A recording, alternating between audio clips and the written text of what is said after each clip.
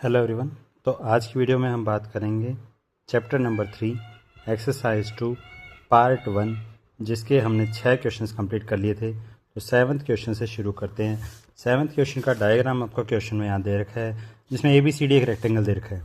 तो A B C D आपके पास एक रेक्टेंगल है, ठीक है, ये ले लीजिए। डायग्राम में ए आपको यहाँ दे रखा है, बी ये दे रखा, सी यहाँ पे है, डी यहाँ पे है। यहाँ कहीं पे कोई मिड पॉइंट नहीं बोला, पी एक पॉइंट है। पी को इससे मिला दिया ए से, और पी को बी से भी मिला दिया। ये इस पी की एक एंगल दे रखा है अल्फ़ा, एक एंगल दे रखा है बीटा, और एक एंगल ये बीटा, और ये एंगल दे दिया हमें गामा, ठीक है। इसकी ये साइड रेक्टेंगल की दे रखी है 14, यहाँ से यहाँ तक की साइड दे रखी है 9। अगर पूरी 14 है, अपोजिट साइड इक्वल होती है, 9 है, तो ये ऊपर वाली आ गई 5। रेक्टेंगल का एंगल एक 90 डिग्री का होता है, तो ये भी 90 डिग्री का। रेक्टेंगल के सारे एंगल 90 डिग्री के होते हैं। अब ये वाली साइड मुझे डायग्राम में ये दे रखी है 15, तो ये साइड देखिए 15। अब ट्राइंगल बी पी सी देखिए, 15 के स्क्वायर में से 9 का स्क्वायर माइनस करें, अंडर दी रूट करें, तो मेरे पास बी सी साइड आ जाएगी। तो 15 का स्क्वायर माइनस 9 का square under the root, minus किया तो 144 under the root equal to 12 आ गया। ये साइड 12 है, तो ये साइड भी 12 है। अब ट्राइंगल ए डी पी देखो, triangle A D P base का स्क्वायर प्लस परपेंडिकुलर का स्क्वायर इक्वल टू हाइपोटेनस का स्क्वायर। तो 12 का स्क्वायर प्लस 5 का स्क्वायर अंडर दी रूट कर देंगे, तो ये हो गया 144 प्लस 25 अंडर दी रूट, ये हो गया 169 under the root equal to 13। तो ये आ गया 13। अब ट्राइंगल ए पी बी देखो ध्यान से, ए पी बी, जिसमें 3 साइड हैं। एक साइड 15 दे रखी है, उससे छोटी साइड 14 है, उससे छोटी साइड 13 है। सबसे बड़ी साइड 15, उसके बाद 14, उसके बाद 13 वाली साइड ये जो अभी निकाली 13। अब ध्यान से देखिए, सबसे बड़ी साइड के अपोजिट सबसे बड़ा एंगल होता है। तो 15 के अपोजिट एंगल आ गया अल्फ़ा, 14 के अपोजिट एंगल आ गया बीटा, और 13 के अपोजिट आ गया गामा। तो मेरे पास रिलेशन आ गया alpha greater than beta greater than gamma, सबसे बड़ी साइड के अपोजिट सबसे बड़ा एंगल। फिर आइए नेक्स्ट क्वेश्चन पे, क्वेश्चन नंबर 8। क्वेश्चन नंबर 8 में आपको ये डायग्राम दे रखा है, इसको मैं 2 पार्ट्स में डिवाइड कर देता हूँ कुछ इस तरह से। डायग्राम को ध्यान से समझ लेना, क्वेश्चन समझ में आ जाएगा। ए डी ई, डी से एक लाइन गई सी पे, सी से एक लाइन आई बी पे। ए डी ई यही ट्रायंगल बनाया है।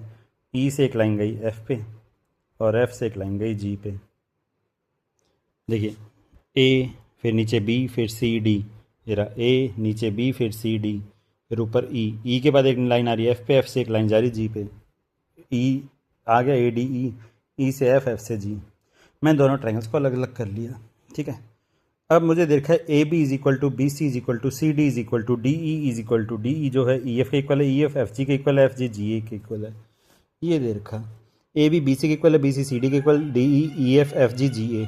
तो एंगल डी ए ई निकालना है, मतलब मुझे ये वाला एंगल निकालना है। इसको एक्स मान लेते हैं, तो यहाँ भी एक्स ही ले लेते हैं।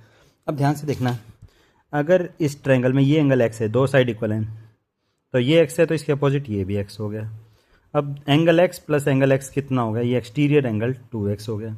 दो साइड इक्वल है, तो अपोजिट एंगल इक्वल होना चाहिए। इसके अपोजिट ये 2x है, तो इसके अपोजिट ये भी क्या हो गया, 2x हो गया। अब इस कंप्लीट एंगल में देखिए, इस ट्रायंगल में x प्लस 2x कितना हो गया, 3x हो गया। दो साइड इक्वल है, तो अपोजिट एंगल इक्वल होंगे। इसके अपोजिट ये 3x है, तो इसके अपोजिट ये भी कितना हो गया, 3x हो गया। तो एंगल ए कितना लिया था मैंने, x। Angle E, complete angle E कितना आ गया, 3x। एंगल डी अभी पूरा नहीं आया, एंगल डी पूरा इतना है, इतना 2x आया, ये पार्ट और निकालना भी। तो इस ट्रायंगल पे आ जाइए, ए जी इज इक्वल टू जी ए, दो साइड इक्वल है, ये एंगल x है, तो ये एंगल भी x, क्योंकि एंगल ए को तो x ही लेके चले थे, इधर लो चाहे इधर लो, एंगल ए तो यही ही रहेगा। अब इन दोनों का सम x plus x, exterior angle हो गया 2x। दो साइड इक्वल है, तो अपोजिट एंगल्स इक्वल। अब बड़े वाले ट्रायंगल में देखिए, इस बड़े ट्रायंगल में, इसमें, ठीक है, x प्लस 2x हो गया एक्सटीरियर एंगल 3x। अब ये साइड इसके इक्वल है, इन दोनों x प्लस 2x का एक्सटीरियर एंगल 3x, ये हो गया, काटिए इसको, x प्लस 2, फिर से कंफ्यूज हो गए हम। तो बना लेते हैं एक बार अच्छे से ताकि ये कन्फ्यूज़न दूर हो जाए। देखिए ए डी ई, ठीक है, ई से एक लाइन गई एफ पे, एफ से एक लाइन गई जी पे। ये दो साइड इक्वल हैं, इसके अपोजिट ये एक्स है तो इसके अपोजिट ये एक्स हो गया, इन दोनों का सम 2x ये हो गया। ये साइड इसके इक्वल है तो ये 2x है तो ये भी 2x, इसके अपोजिट ये एंगल, इसके अपोजिट ये एंगल। अब इन इसका 2x का और x का सम मिला के ये हो गया 3x। ये साइड इसके इक्वल है, ये अपोजिट 3x है तो ये अपोजिट 3x, तो एंगल डी भी हमारा कितना आ गया 3x। तो एंगल डी भी हमारा कितना आ गया 3x। एक बार ये दोनों डायग्राम्स को अच्छे से क्लियरली देख लीजिए। ये तीन एंगल्स की वैल्यू अब हम पुट कर देंगे। देखिए कैसे पुट करनी है कि ट्राइंगल ए डी ई, अब मैं बीच वाली लाइन हटा के पूरा ट्राइंगल फिर से बना देता हूँ। ए डी ई, जिसमें एंगल ए को x लिया था, एंगल डी भी हमारा 3x आ गया, एंगल ई भी हमारा 3x आ गया। मुझे तो एंगल ए की वैल्यू निकालनी है। तीनों एंगल्स का sum, angle A plus angle D plus angle E का sum 180 degree equal to 180 degree. x plus 3x हो गया 7x equal to 180 degree. x is equal to 180 by में 7। ये आपका आंसर, इसका आंसर 180 बाई 7। फिर इसने बोला sides of triangle with positive area have length 4 6x और 4 6y। क्वेश्चन नंबर 9 कि दो ट्रायंगल हैं, एक की साइड है 4 6x, एक की साइड है 4 6y। अब इन चार ऑप्शन में से ऐसा कौन सा ऑप्शन है जिसकी वैल्यू पॉसिबल नहीं हो सकती x माइनस वाई की वैल्यू, इंटीजर वैल्यू होनी चाहिए। तो देखिए ट्रायंगल की प्रॉपर्टी होती है कि दो साइड का सम हमेशा तीसरे से बड़ा होता है। तो इसका मतलब 10 ग्रेटर देन x, x की वैल्यू 10 से तो छोटी रखनी है, x की वैल्यू 10 से छोटी रखनी है इस ट्रायंगल में। फिर हमें पता है इन दो साइड का सम भी 6 से बड़ा होना चाहिए, मतलब 4 प्लस x का सम ग्रेटर देन 6 होना चाहिए। x ग्रेटर देन प्लस का 4 उधर जाके -6 -4, x की वैल्यू 2 से बड़ी, तो 10 से छोटी और 2 से बड़ी, ठीक है। तो कौन सी वैल्यू नहीं ले सकते, ना तो हम 10 ले सकते ना ही हम 2 ले सकते। यहाँ पुट करते हैं कि 6 प्लस 4 का सम y से बड़ा, ये सेम काम हो जाएगा कि y की वैल्यू भी x की वैल्यू 10 से कम है, y की वैल्यू भी 10 से कम है। अब 4 प्लस y का सम 6 से बड़ा, तो y प्लस का 4 उधर जाके माइनस, y की वैल्यू 2 से बड़ी, तो y की वैल्यू भी 2 से बड़ी और 10 से छोटी है। अब जो पॉसिबल नहीं है, पॉसिबल कौन सी वैल्यू नहीं है, सबसे बड़ी वैल्यू कौन सी पॉसिबल नहीं है 2, इसमें सबसे बड़ी वैल्यू कौन सी पॉसिबल, छोटी वैल्यू, मुझे x माइनस वाई सबसे मैक्सिमम वैल्यू, या मतलब वो पॉसिबल वैल्यू जो इसमें पॉसिबल नहीं वो लिखेंगे। तो चाहे आप x माइनस वाई कर लो चाहे y माइनस एक्स कर लो, क्योंकि नेगेटिव को पॉजिटिव तो बना देगा बाद में मॉड्यूलस वाला। तो बड़ी वैल्यू इसकी उठा लेते हैं x, इसकी छोटी वैल्यू उठा लेते हैं 2। 10 माइनस 2 क्या हो गया 8, 8 का 8 ही रहेगा। y माइनस एक्स, इसको 10 ले लेते हैं, इसकी 2 वैल्यू उठा लेते हैं, 10 माइनस 2 8 मॉडुलस 8। तो ऑप्शन में कौन सा पॉसिबल नहीं है, 8 पॉसिबल नहीं है। ये आपका क्वेश्चन नंबर 9 देख लीजिए। अब आइए क्वेश्चन नंबर 10 पे। क्वेश्चन नंबर 10 में दे रखा है आपको the sides of a triangle are in ratio 4:6:11, 4:6:11। तो एक साइड 4x हो जाएगी, एक साइड 6x हो जाएगी, एक साइड 11x हो जाएगी।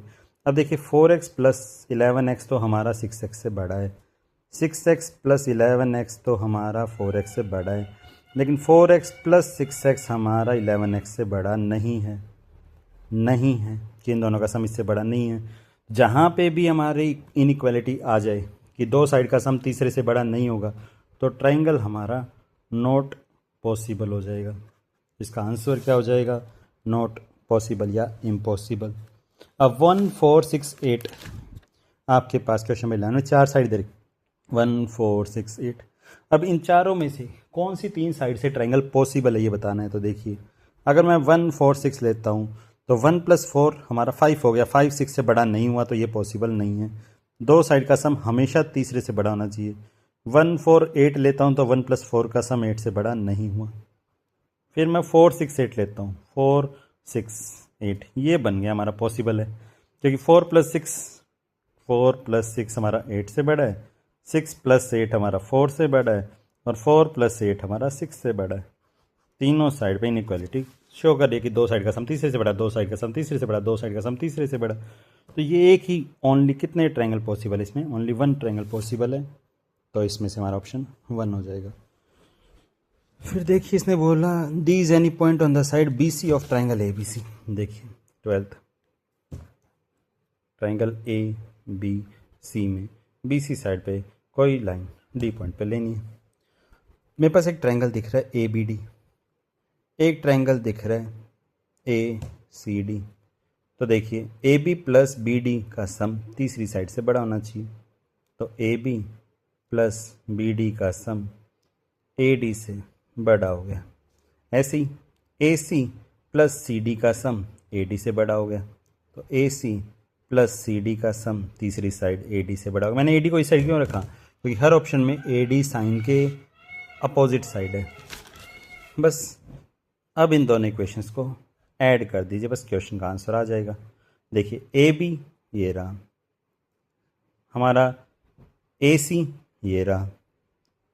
अब मुझे बताइए बी से डी और सी से D, B D plus C D को सम करेंगे, B D plus C D क्या हो जाएगा? बी सी हो जाएगा। यहाँ A D plus A D कितना हो गया? 2AD हो गया। तो A B plus B C plus A C तीनों साइड्स का सम 2 ऑफ ए डी से बड़ा होगा। A B plus B C plus C 2 of A D से बड़ा होगा। तो पहला ऑप्शन इसका हो गया। Question number 13 same as it is question number 4 की तरह, सेम वैल्यू सेम एंगल, तो इसको हम पिछली वीडियो से कर सकते हैं। क्वेश्चन नंबर 14 देखिए, आज के लिए इतना ही करते हैं, फिर हम कल एक्सरसाइज 2 का पार्ट 1 और पार्ट 2 कंप्लीट कर देंगे। तो आज के लिए क्वेश्चन नंबर 14 हमारा लास्ट क्वेश्चन होगा, जल्दी देखिए। क्वेश्चन नंबर 14 में आपको दे रखा है 3 पैरेलल लाइन, ये एक लाइन इसको काट के जा रही है, ठीक है।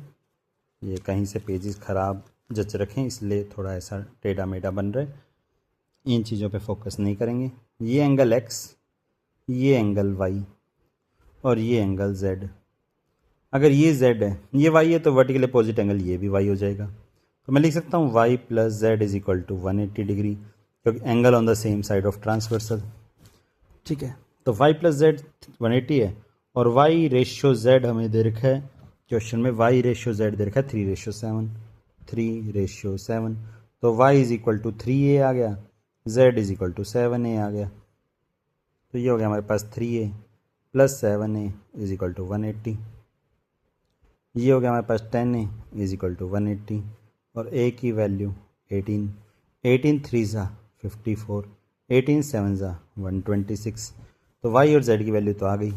अब देखिए ये z है तो ये भी z होगा, ठीक है, क्योंकि करस्पॉन्डिंग एंगल इक्वल होगा। ये z है तो यहाँ पे भी z होगा करस्पॉन्डिंग एंगल। फिर हम लिख सकते हैं x is equal to z vertically opposite angle. तो x is equal to z की वैल्यू 126 है, तो x इज इक्वल टू 126 आ गया। क्वेश्चन में मुझे सिर्फ x निकालना था, तो x तक पहुँचने के लिए y और z दोनों की वैल्यू चाहिए थी। आंसर आपके सामने है। ये क्वेश्चन हमारा 8th क्लास में आ चुका है।